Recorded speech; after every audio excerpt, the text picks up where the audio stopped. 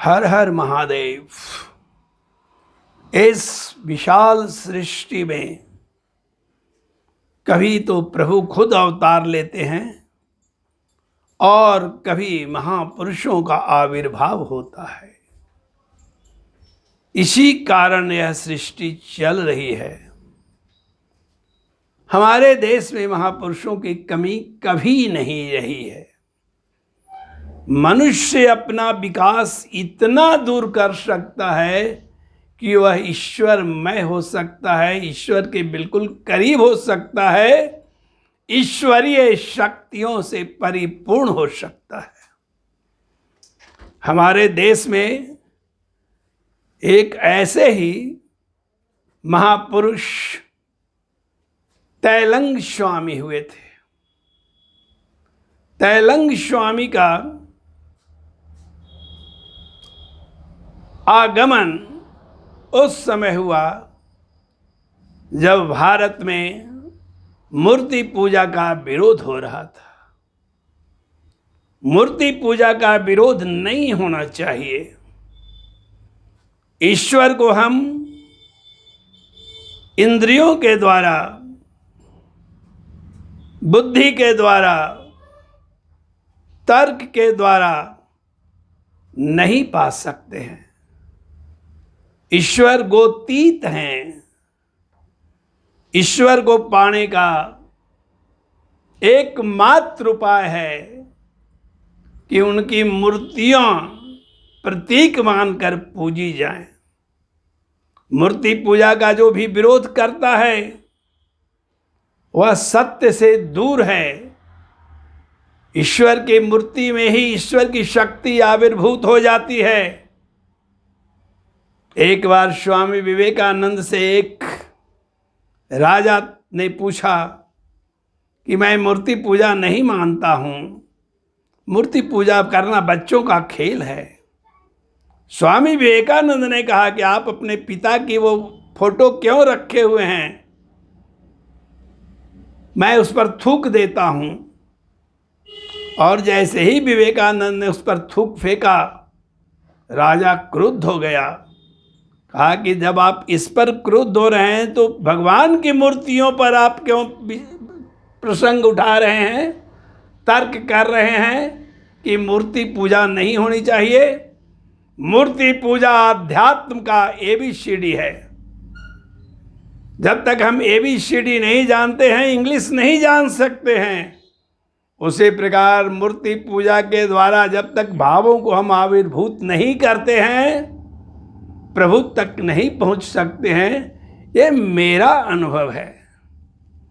मैं पहले मूर्ति पूजा में, मंदिरों में विश्वास नहीं करता था, लेकिन एक दिन की बात है कि एक प्रदर्शनी में मैंने भगवान शिव का की मूर्ति खरीदी और उस मूर्ति की पूजा करके देखने लगा क्या होता है। आपको जानकर आश्चर्य होगा कि वही मूर्ति देवघर में बिल्कुल आविर्भूत हो गई मेरे सामने, लेकिन वह मूर्ति काले पत्थरों का बना हुआ था और हमारे प्रभु स्फटिक की तरह बिल्कुल गोरे थे। इतने गोरे थे कि तीसरा नेत्र भी डोल जा रहा था। चमड़े की बने इंद्रियों से कभी भगवान को नहीं देखा जा सकता है। चमड़े की बनी इंद्रियों से जिसको भी देखेंगे उसका नाश हो जाएगा। यहाँ तक कि सूर्य चांद सब मर रहा है, कुछ भी अस्थाई नहीं है। नश्वर आंखों से जिसे देखेंगे वह नश्वर है, लेकिन हमारे प्रभु अविनाशी हैं। अविनाशी प्रभु को देखने के लिए दोनों भौहों के बीच में जौ के आकार का स्फटिक की तरह चमकता हुआ एक नेत्र है, जिसे हम तीसरा नेत्र कहते हैं। हमारे प्रभु उसी के द्वारा देखे जाते हैं और इस नेत्र की चाबी भी प्रभु के पास ही है। अर्जुन ने जब देखना चाहा प्रभु का विराट रूप, भगवान श्री कृष्ण को देना पड़ा दिव्य चक्षु ददामी अहम। दिव्य चक्षु से ही प्रभु को देखा जा सकता है। उस दिन देवघर में मुझे भी प्रभु ने दिव्य चक्षु दिया, जिसके द्वारा जब उनका स्वरूप देखा तो देखा कि वैसे ही पद्मासन में वो हैं जैसे मेरी मूर्ति है, वैसे ही जटाएं हैं, वो वैसे ही उनकी बाहें हैं। आप जिस रूप में प्रभु की कल्पना करेंगे, जिस रूप में आप मूर्ति की पूजा करेंगे, हमारे प्रभु बगल में ही रहते हैं, वे सब जान जाते हैं और उसी रूप में वो आविर्भूत हो जाते हैं। इसलिए मूर्ति पूजा का विरोध कभी नहीं करना चाहिए। एक बार की बात है कि काशी में दयानंद सरस्वती मूर्ति पूजा का विरोध करते चल रहे थे। वहाँ उस समय तैलंग स्वामी का जमाना था। तैलंग स्वामी को पता चला तो एक चिट्ठी देकर दयानंद सरस्वती को कहा कि तुरंत काशी छोड़ दो, अन्यथा फिर मेरा सामना करो। मूर्ति पूजा का विरोध नहीं कर सकते हो। सामान्य जनों के लिए वह पाठशाला है, आध्यात्म का आपकी पाठशाला है, जहाँ से हम आगे बढ़ सकते हैं। इसलिए मेरे मित्रों, मूर्ति पूजा में हम दृढ़ विश्वास करते हैं, क्योंकि इसी से हमें प्रभु की प्राप्ति हुई है और आपको भी इसी से प्राप्ति होगी। इसलिए मूर्ति पूजा, मंदिर ईश्वरीय वातावरण पैदा करते हैं। इसका जो विरोध करता है वह अज्ञानी है, पशु है। तैलंग स्वामी की मैंने जो चर्चा की, तैलंग स्वामी बचपन से ही देदीप्यमान होते थे। शिवलिंग की ज्योति उन पर पड़ने लगती थी। उनके माता पिता आश्चर्य में डूब जाते थे। माता पिता जब मर गए तो तैलंग स्वामी को लगा सब कुछ सूना सूना है। वो विरक्त हो गए और मशान पर जाकर के रहने लगे। मशान पर रह करके उन्होंने प्रभु की उपासना शुरू की। फिर भ्रमण में निकले, गुरु किए और काशी में चले आए। काशी में आने के बाद ही उनके बारे में लोगों को जानकारी मिली। तैलंग स्वामी काशी में नंग धड़ंग रहते थे, दिगंबर रूप में रहते थे। उन्हें किसी भी कपड़े की जरूरत न जाड़ा में था न गर्मी में था, और फिर भी 300 वर्षों तक जीवित रहे। रिकॉर्डेड वहाँ पर हिस्ट्री है, रिकॉर्डेड रजिस्टर है। एक बार की बात है कि हमारे तैलंग स्वामी को, जो साक्षात विश्वनाथ का प्रतिरूप थे, कुछ दुष्टों ने चूना घोर कर पिला दिया कि लीजिए दूध है। पीने के लिए तो पी गए, लेकिन जिन लोगों ने पिलाया था उन लोगों को शरीर इतना जोर से जलने लगा, इतना दग्ध हो गया कि स्वामी जी के चरणों पर गिरकर माफ़ी मांगना पड़ा। चाहा तो था स्वामी जी को दुख देना, खुद दुख की अग्नि में जलने लगा। इसके बाद स्वामी जी ने मूत्र त्याग के द्वारा चूना को अलग निकाल दिया, पानी को अलग निकाल दिया। ऐसे महापुरुष बिरले ही होते हैं। हमारे तैलंग स्वामी शिव के साक्षात भक्त थे। एक बार की बात है कि वो एक गंगा में स्नान करने गए। वहाँ स्नान करने गए तो 50 से 60 किलो का और ज़्यादा ही एक शिवलिंग बाबा ने उनको दे दिया माथे पर, और उसे लेकर के पंचगंगा घाट में बनी हुई सीढ़ियों का आप कल्पना कर सकते हैं, वो लेकर के चढ़ गए वहाँ पर। लेकिन जब उतार दिया तो उसकी स्थापना करने में सैकड़ों आदमी भी सक्षम नहीं हो रहे थे। इतना तैलंग स्वामी को हमारे भोलेनाथ मानते थे, क्योंकि गुरुत्वाकर्षण शक्ति खत्म कर दी थी मेरे प्यारे प्रभु ने। इसलिए शिवलिंग चला गया लेकिन वहाँ सामान्य लोगों के द्वारा रखना बहुत मुश्किल हुआ। आज भी जाकर काशी में तैलंग स्वामी के मंदिर में आप देख सकते हैं, वह शिवलिंग स्थापित है। हमारे तैलंग स्वामी को नंग धड़ंग देख करके एक बार अंग्रेज कलेक्टर ने उन्हें एक कमरे में बंद कर दिया। कमरे में बंद कर दिया तो हमारे तैलंग स्वामी को मूत्र त्याग की इच्छा हुई। उन्होंने इस कमरे में पेशाब करके इतना जल भर दिया, पेशाब भर दिया कि पूरा कमरा नदी का रूप ले लिया और खुद जो है ताला लगे रहने पर बाहर आए। जब अंग्रेज सवेरे देखने आया तो देख रहा है कि कमरे में पेशाब भरा हुआ है और स्वामी जी छत पर टहल रहे हैं।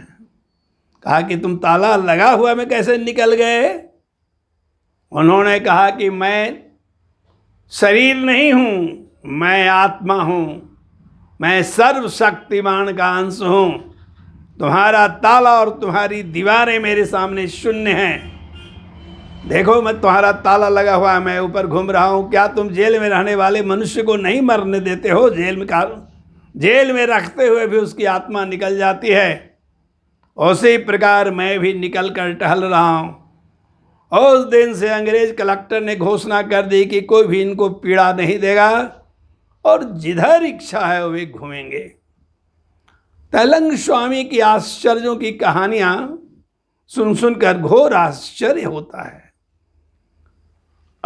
एक व्यक्ति आया बहुत ही घातक रोग से छटपटाता हुआ।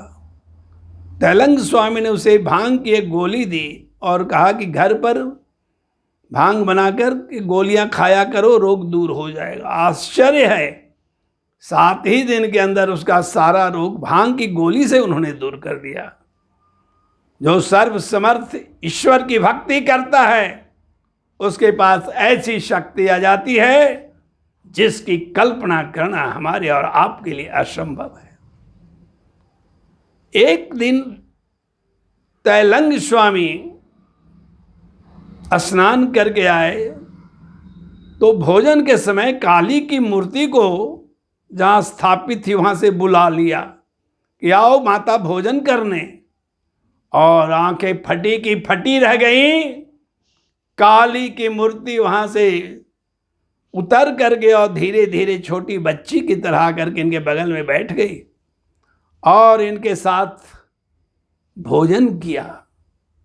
ऐसी शक्ति मनुष्यों में है कि ईश्वर भी उनकी इच्छा के अनुसार चलने को बाध्य हो जाते हैं। आप तैलंग स्वामी मंदिर यदि काशी में देखते हैं तो वहाँ आज भी वो काली की मूर्ति ज्यों की त्यों है, जो मूर्ति घूमती थी, टहलती थी और तैलंग स्वामी के साथ भोजन करती थी।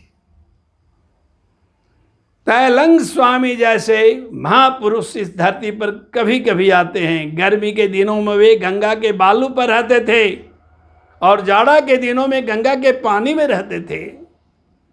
हर समय तैरते हुए मिल जाते थे। एक बार की बात है कि गंगा में तैर ही रहे थे कि एक महाराजा नाव के द्वारा जा रहे थे और अपनी तलवार को बार बार भांज रहे थे। तैलंग स्वामी को देखा तो उन्होंने कहा कि इनको बुला लो इसी नाव पर। बगल में नाव गई और तैलंग स्वामी उस पर चढ़ गए। तैलंग स्वामी ने कहा राजा को कि तुम्हारा देखें तलवार, तो इस तलवार हमको अंग्रेजों ने इनाम में दिया है बहादुरी के लिए, तो कोई भी हो हमें देखने दे। देखते देखते उन्होंने उस तलवार को नदी में फेंक दिया, गंगा में। अब तो उनको कड़ा दंड देना चाहा। तैलंग स्वामी ने कहा कि मैं तुम्हारा तलवार मंगवा देता हूँ। एक बार वैसा ही 5 तलवार मंगवा दी और कहा कि जो तुम्हारा अपना तलवार है चुनो। उस महाराजा का तो दिमाग खराब हो गया, 5 तलवार एक ही रंग का था। कहा कि जब तुम अपनी चीज पहचान नहीं सकते हो तो उसे अपनी कैसे कहते हो। 4 तलवार को तैलंग ने फेंक दिया और उसकी अपनी तलवार लौटा दी। गंगा से निकाल, मैया से मांग करके दे दिया। वह तो उसके बाद उनके चरणों में रो करके क्षमा मांगने लगा। उन्होंने कहा कि तुम क्षमा के लायक नहीं हो, फिर भी जाओ, तुम्हें मैं छोड़ देता हूं। तो हमारे देश में ऐसे ऐसे महापुरुष हुआ है। आपने सुना होगा कि मीराबाई नाचते नाचते भगवान श्री कृष्ण के शरीर में समा गई, श्वास मिला ही नहीं। कबीर जब हिंदू मुस्लिम झगड़ा करने लगे, पुष्प के रूप में प्रकट हो गए। आपके अंदर भी वह शक्ति है। आप भी यदि ईश्वर की आराधना में लगें, अपने को आत्मा मानकर चलें, नश्वर शरीर के पीछे पागल नहीं रहें, सूक्ष्म शरीर के पीछे भी पागल नहीं रहें। स्वयं को हमेशा मानिए कि आप ईश्वर के अंश हैं और मैं वह कर सकता हूं जो किसी ने भी किया है। What a man has done can be done by another man. अतः हमें अपने को कभी छोटा नहीं समझना चाहिए। हमारे अंदर दिव्य शक्तियां हैं और उन शक्तियों के द्वारा हम जो चाहे वो कर सकते हैं। लेकिन इसके लिए प्रभु की आराधना बहुत आवश्यक है। प्रभु की आराधना होते ही आपके अंदर की आत्मा की शक्तियां जग जाती हैं।